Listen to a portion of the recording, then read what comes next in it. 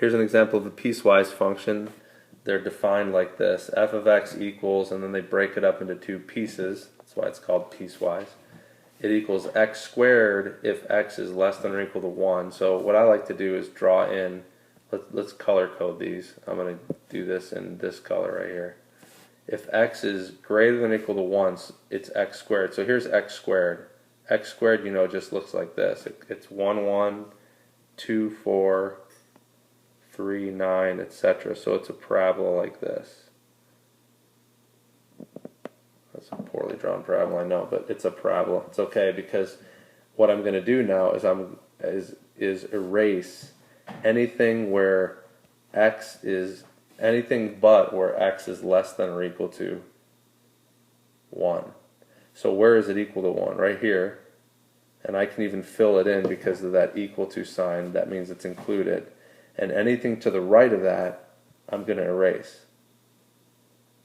Because that's not part of my graph. Because that's not defined.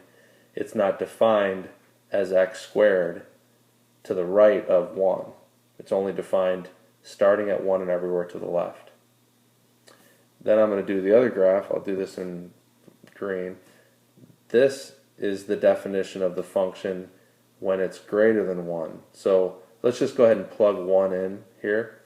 So what's the t-chart for when x equals 1? What does 2x plus 3 equal? It equals 5. So 1, comma 5. 1, 2, 3, 4, 5. Right there, I'm going to put an open circle because there's no equal to sign right there. And it can't be defined in both places. It can only be defined in one. Otherwise, it wouldn't be a function because a function has to pass the vertical line test. There can't be two values, 2 points that have the same x value, 2 different points that have the same x value.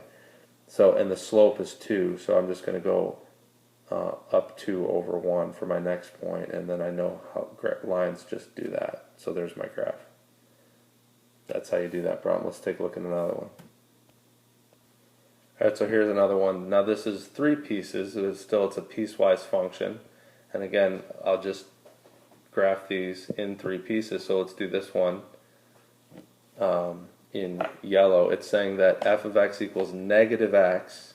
And remember, y equals negative x is just a line with a slope of negative 1 going through 0, 0. So the line would look like this. It would be going like this if I drew the full line. But where am I supposed to draw the line? Only when x is less than or equal to 0. So I'm going to put a dot there, and I'm going to erase everything to the right of that line because that's not part of my graph, because it's not defined that way anywhere but where it goes starting at 0 and going left. Now let's use green to graph this one here. So this graph right here, I like to think of it as negative x squared plus 9. That's an easier way to think of it because this is, if that's my base graph, that's going to be just an upside down parabola like that, but then it's going up 9.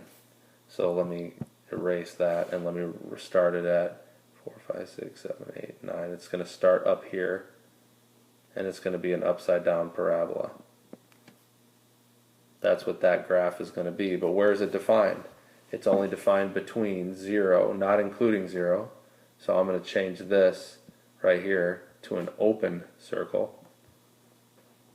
And it's going to 3. So let's just plug in 3 here. What happens when I plug in 3 here? 3 squared is 9. 9 minus 9 is 0. So that point right there is where it's going to end. So there's my starting point. There's my ending point. Remember, it's not defined to the left of that. It can't be. It wouldn't be a function. The graph is going like this. It's a parabola, not a line, not a straight line. It's a parabolic shape. I know this isn't great, but there's my shape for that green part. And now let's do this in orange. That's just a line. That line right there starts, notice that it's starting at 3 but not including it because there's no equal to sign. So if I were to plug 3 in here, I would get 0. So this would be an open circle. The good news is I don't have to draw an open circle there because that point's already there. So let me erase that so it just looks green. Not that it really matters what color it is, but that point is still going to be there because it's the same point for the green graph and the orange graph. And now it's a so notice this was a line, and I had moved it to the right 3, or I could have thought of it as moving it down 3. So that was my line. My line did this right here. But it's not defined over here. So I erased that. It's only defined starting here and going, the slope is 1, up 1, over 1, up 1, over 1, etc. So that's my graph. My entire graph of this piecewise function is, let me go ahead and change the colors. It's that line going to negative infinity, or from negative infinity ending at 0, 0. This line starting at 0, 9, not including it though, starting just to the right of that, which you can't mention. You don't know exactly what the point is to the right of 0, 9 because it's the real number system. So there's no number. That's why you don't ever, some people say, well, why can't I just put a dot right next to 0, 9? Well, because you don't know what that point is right next to it. There is no point right next to it because it's a real number. But you know that 9 is not included, or 0, 9 is not included, but everything to the right of it is. And then this point on with the slope of 1 that direction. That is your graph. That's your piecewise graph of f of x.